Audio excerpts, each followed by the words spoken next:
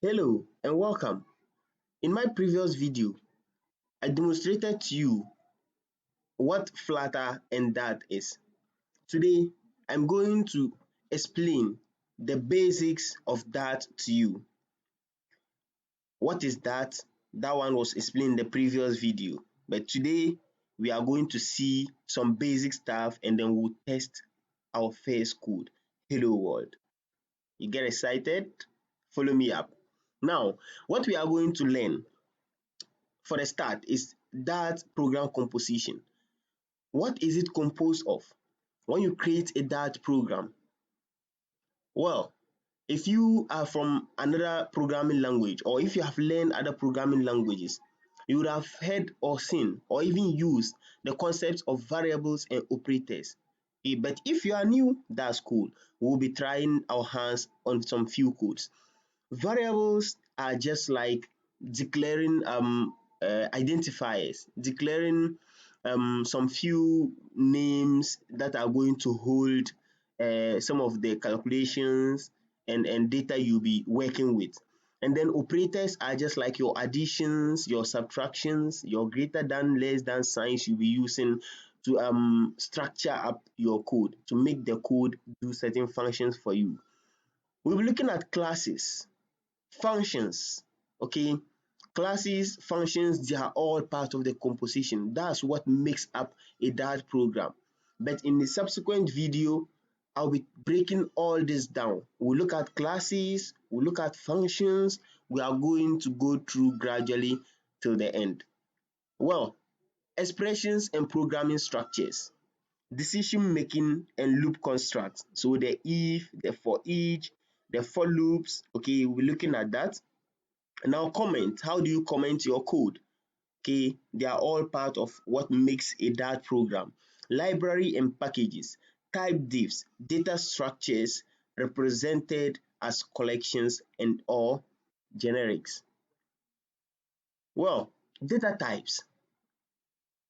You want to store some data into a variable.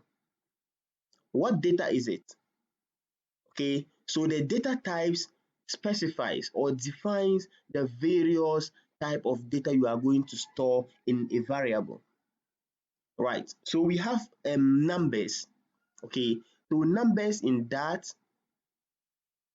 are just like the numbers in real world. 1, 2, 1000, 5. Decimals and even negative numbers are all part of numbers. So when we start to demonstrate, you will see how to declare numbers. We use the identifier int. Okay, so I won't go deep there. You see it yourself when we start. Strings.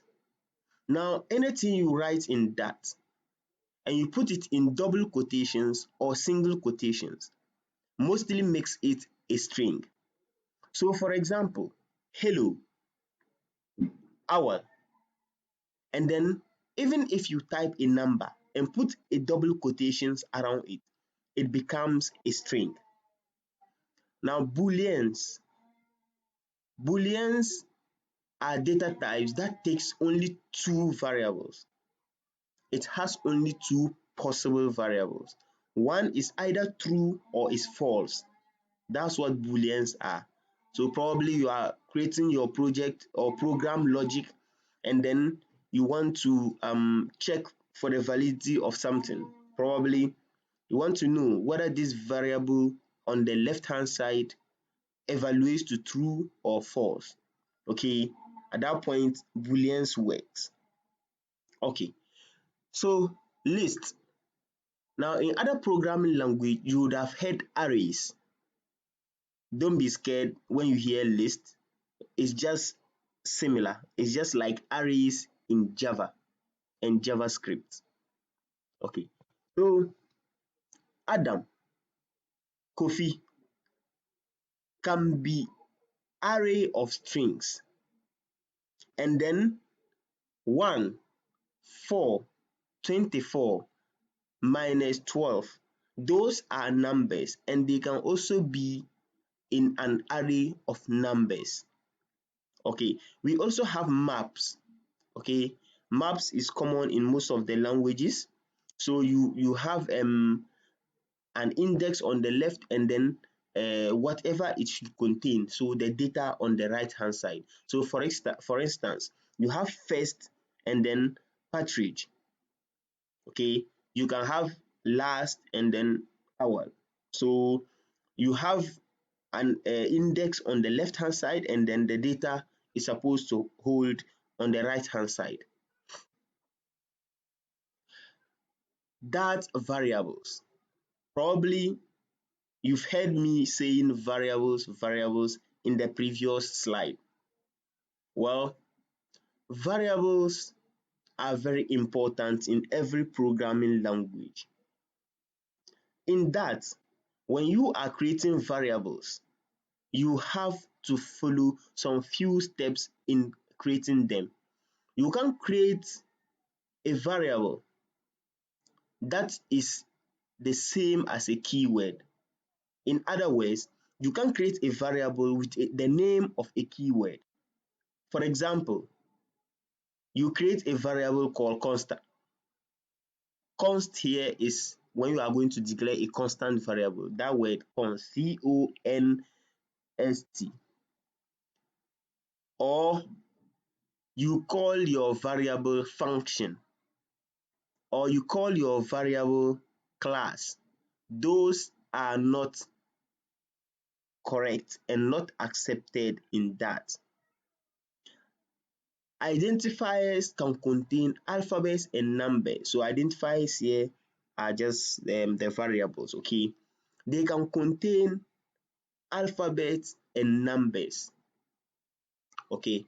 So variables can also contain spaces. It cannot contain spaces and special characters except the underscore and the dollar sign.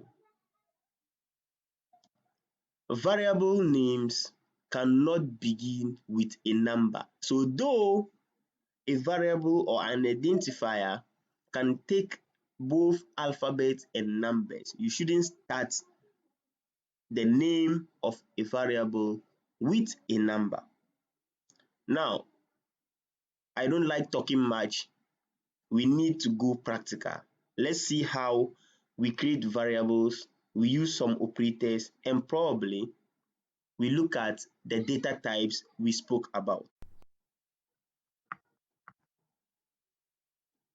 Okay, so this is that part, and in my previous video I actually added link to the description section that included the link to that part. Okay, so it's an online editor for that language and also Flutter. Okay, so you can click on new here, and okay, so you see we have Flutter there. Okay, so you can also test code for Flutter, but for now we are going to look at just that. Okay, we want to know the basics before we move into Flutter. Okay, so we are not doing a for loop now, so I'm going to clear this, and then we are going to look at variables, operators, and data types. Now what happens is I will be showing you how to install the SDK on your machine and use it with Visual Studio Code to code and compile your Dart programs, okay, on your local machine. So for now, we are using the Dart SDK version 2.8.4, and then any errors we get whilst we are typing our code appears right here on the right bottom corner. So I'm going to start by declaring some few variables. So we have a string, and then I'll give it so this is a type. We call this a type, and then this is an identifier, okay, or a variable, and then we store something into it. So the data, so we are going to store my name into it. And then the next thing I'm going to do is to declare another variable, and it's going to be of type int. Okay, that's integer. So that one is used to declare a variable of the type number. Okay, so we have int, and then I'm going to pass give it a variable name age, and then I'm going to pass 12 to it, not my real age. Okay, So we would also look at printing out this. Okay, I didn't go to show you hello world because I will still bring it. Okay, it doesn't make a difference. But now what we are doing is declaring variables. So we have a string, we have an int. So let's print these two out before I declare some other two or three types of variables we have. So I'm going to print with the print word. So if you are going to print anything in that, you use print. And then what we want is what? The string, which is a name. In other language or in some languages, you may be able to print the name and the age using addition sign such that it will print the name with the age. Okay, so let's try that and see what we'll get. Well, you see that the age is underlined. That tells you that you can't print two different types, okay, which are different. So for instance, string and int, they are different types, so you can't print them out. So what you can do is, unless you convert the age into a string, okay, but that's not the scope now, it's out of scope now. So what we are going to do is to print out the name, and then we also print out the age. All right, the semicolon at the end is very important. Okay, so we have my name and then age. Okay, so I'm going to also declare another variable, and that will be var, and then I call it order. Now we can store either a string or a number into it. The var data type can take any data you pass to it. So at runtime, it specifies whether the data in it is a string or an int or any other type. So for now, I'm going to pass a string to it. So any typed in data with double quotation or single quotation around it becomes a string, right? So I'm going to pass many more to this, and then you see it's working, so we can print it out. So we print that out,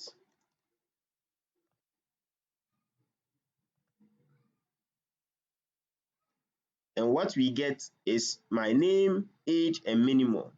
So let's try using a number in there. So I'm going to put 99 in there and print.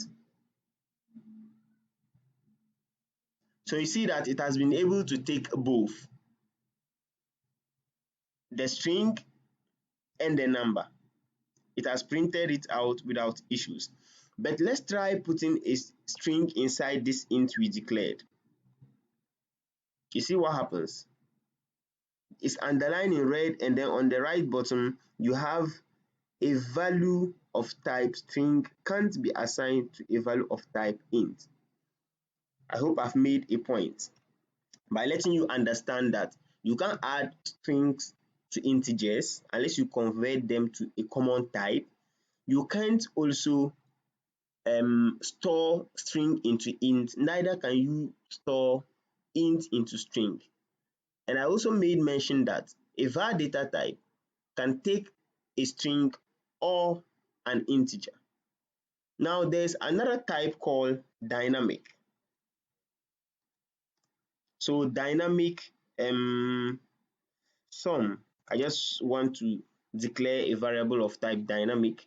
So I'm just giving it a variable sum, okay, variable name sum, and then I will give it a number. Okay, so let's print that one too out. Print, and then sum. Let's get that.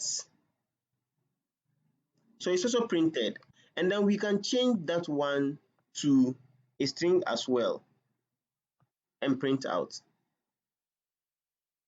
So it still prints. Okay, so the dynamic can also take any type you pass, any data type you pass to it, okay, it's going to pick it up, and at runtime that will sort it out. Okay, it would identify what data type you passed to it. Okay, now I'm going to use concatenations.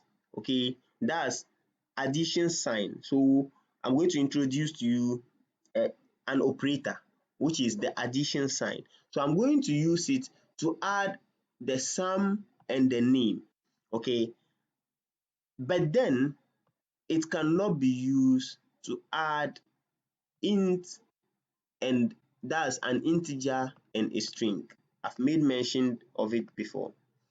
So let's add right here the name plus then the sum. Okay, and then let's print that out. So we have Suleimana Awal 2 3, that's 23, but then I would want to add a space, so I put this and then another addition sign. So I'm adding a space in that, and then it will separate it for me. Okay, that's fine. Now I want to quickly introduce to you list. Okay, list is another type. So in other languages you hear arrays, so this is the same thing in that. Okay, so we have list, and then what it does is I can say names. It can hold up an array of elements, so I want to pass an array of names to it. So the second thing I want to pass is Suleimana, and then the third is Kofi. So that's an array of names. Okay, so I've not introduced to you loops, so I'm just going to print out a name at a particular index, but later when we look at loops, I will use for loops to print out all the elements in the array. So for now, let's print out an element in a given index. So names, and then sorry, I don't need these quotations.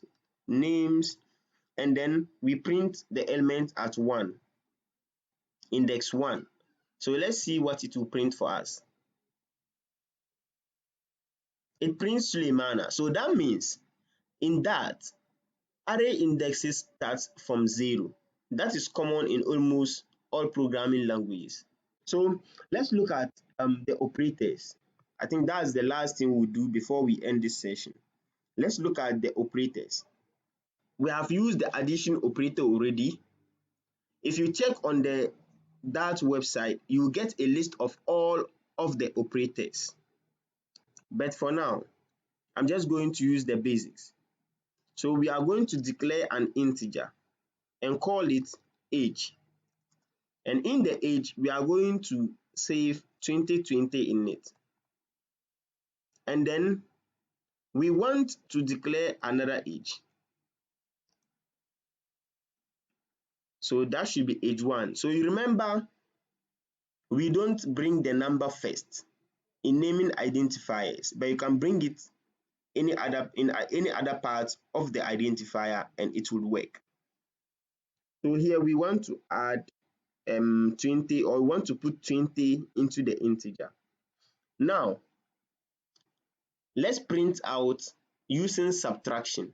We are going to print out the two ages, but we are going to do some small mathematics. So what we will do here is print brackets open age minus age 1. So what we will have here is 2000. So age 1 has been subtracted from age. We can use multiplication here. So it would multiply age 1 and age. So we have 40,400. That's 40,400. Okay. So what about division? Let's see what happens. We are dividing age by age 1.